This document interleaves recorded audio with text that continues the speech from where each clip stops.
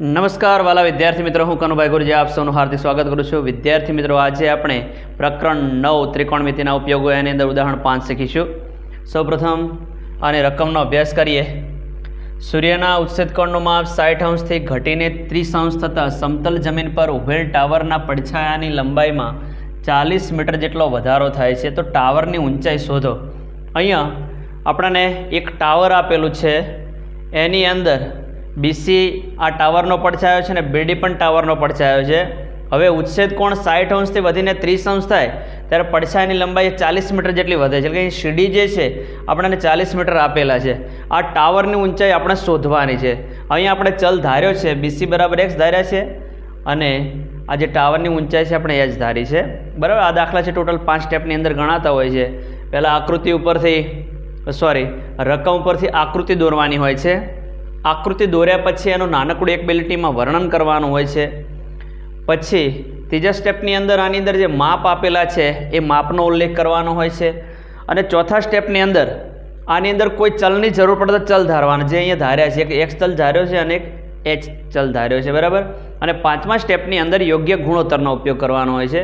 Sign cos, ten cos, સેક cosec આપણે જે શીખેલા છીએ એમાંથી કોઈ પણ એકનો ઉપયોગ કરવાનો હોય છે. અહીંયા આપણે જરૂરિયાત મુજબના અહીંયા 60 અંશનો ખૂણો છે તો સામેની બાજુ અને પાસેની બાજુ લઈએ તો આપણે ટેન અથવા કોટ બંનેમાંથી એકનો ઉપયોગ કરી શકીએ. આપણે અહીંયા ટેન 60 અને ટેન 30 બંને વગર ટેન ગુણોત્તરનો ઉપયોગ કરીશું. બરાબર. પૂરેપૂરું ધ્યાન આપજો. આ દાખલા આઈએમપી હોય છે, સ્ટાન્ડર્ડ માટે સારામાં સારો છે આ દાખલો. પૂરેપૂરું ધ્યાન આપજો. સરખામણીવાળી રીત આપણે શીખવી છે આ દાખલાની અંદર. ખૂબ જ ઇઝી રીત છે, પૂરું ધ્યાન આપજો. બંનેની અંદર આપણે એક્સને કરતા કરીશું, એને પરિણામ 1 કહીશું, એકને પરિણામ 2 કહીશું અને બંનેની સરખામણી કરી દઈશું એટલે આપણને એચ છે મળી જશે. સૌપ્રથમ આકૃતિ તો પહેલથી મેં દોરીને રાખી છે. હવે આની અંદર એ બી ટાવર દર્શાવે છે એનો ઉલ્લેખ કરીએ. નાનકડું એ વર્ણન તો કરવાનું. આકૃતિમાં એ બી ટાવર દર્શાવે છે અને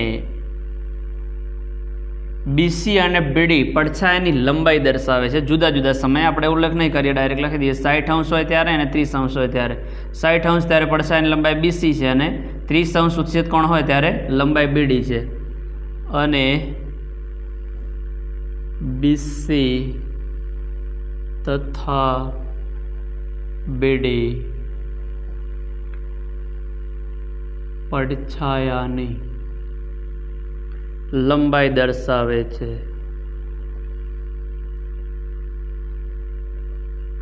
બરાબર છે. હવે આની અંદર જે માપ આપે છે બધા લખી દઈએ. સૌપ્રથમ ત્રિકોણ એ બી સી.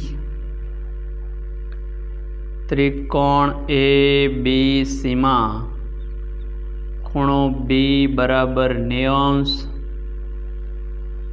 અને ખૂણો સી બરાબર 60 અંશ.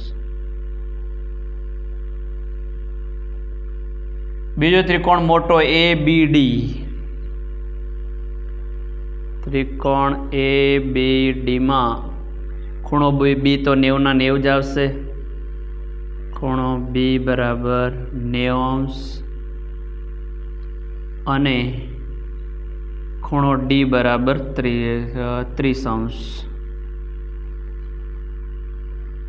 એક માપ સીડી જે આપેલું છે એ લખી દઈએ. તથા સીડી બરાબર 40 મીટર. બરાબર છે. આપેલા માપ હતા એ લખી દીધા. હવે બે ચલ ધારવાના છે એનો ઉલ્લેખ કરી દઈએ. ધારો કે એ બી બરાબર એચ મીટર જે ટાવરની ઊંચાઈ છે અને બીસી બરાબર એક્સ મીટર. જ્યારે 60 અંશનો ઉચ્છેદ કોણ બનતો હોય ત્યારે પડછાયાની લંબાઈ છે. બરાબર. અને હવે પાંચમા સ્ટેપની અંદર ત્રિકોણમિતીય ગુણોત્તરનો ઉપયોગ. સૌપ્રથમ આપણે ટેન 60નો ઉપયોગ કરી દઈએ. ટેન 60 અંશ બરાબર 60 અંશની સામેની બાજુ એ બી છે અને પાસેની બાજુ બીસી છે. તેથી ટેન 60ની કિંમત આપણે જાણીએ છીએ વર્ગમૂળમાં 3 છે.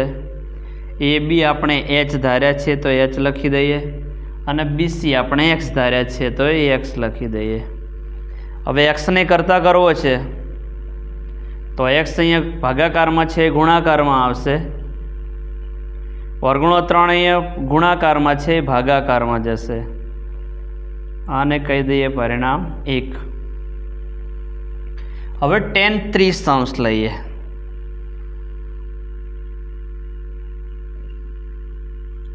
બરાબર, tan 30°ની સામેની બાજુ એ બી અને પાસેની બાજુ આખી બીડી.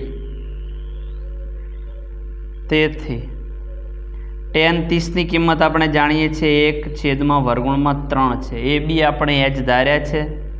બીડી, હવે બીડી છે ને એ 40 અને એક્સનો સરવાળો છે, બીસી અને સીડીનો સરવાળો છે. તો અહીંયા આપણે 40 + એક્સ લખી દઈએ. 40 + એક્સ. હવે આપણે પરિણામ 1માં એક્સને કરતાં કર્યો છે તો પરિણામ 2માં પણ એક્સને જ કરતાં કરવો છે. તો અહીંયા 40 + એક્સ ભાગાકારમાં છે અને અંશમાં લઈ જઈએ, એક સાથે ગુણી દઈએ તો આપણને અહીંયા મળી જશે 40 + એક્સ બરાબર. વર્ગુણો 3 અહીંયા ભાગાકારમાં છે, અહીંયા ગુણાકારમાં જશે. વર્ગુણો એચ પહેલાં એચ સાથે ગુણાઈ જશે એટલે અહીંયા આપણને મળી જશે વર્ગુણો 3h બરાબર. હવે +40 છે અને જમણી બાજુ લઈ જાઓ એટલે -40 થઈ જશે. તો x બરાબર વર્ગુણમાં 3h + 40 જમણી બાજુ જાય તો -40 થશે બરાબર. પરિણામ 1 અને 2 બંનેની અંદર ડાબી બાજુ x છે એટલે જમણી બાજુ સરખી જ થાય. તો બંને પરિણામને સરખાવી દઈશું. અહીંયા લખીશું 1 અને 2 પરથી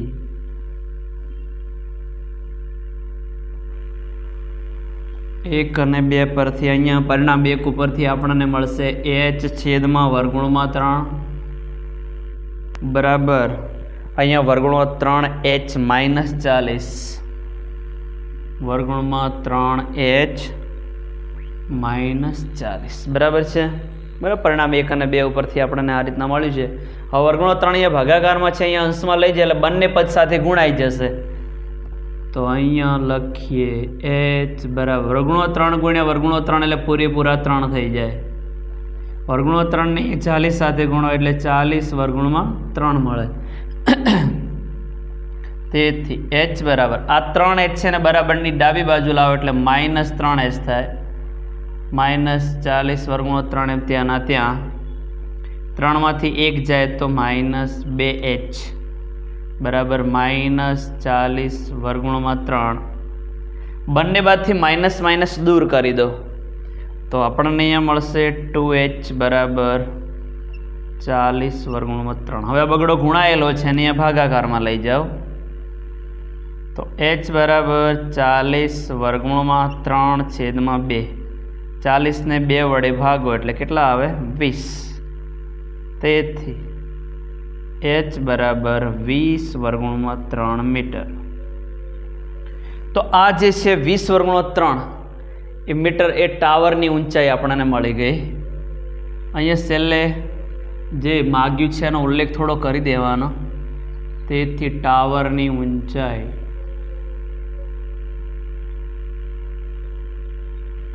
20 વર્ગુણો 3 મીટર છે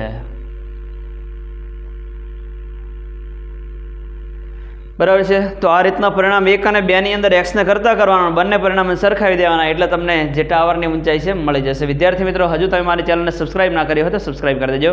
થેન્ક યુ વેરી મચ. ખૂબ ખૂબ ધન્યવાદ. જય મા સરસ્વતી.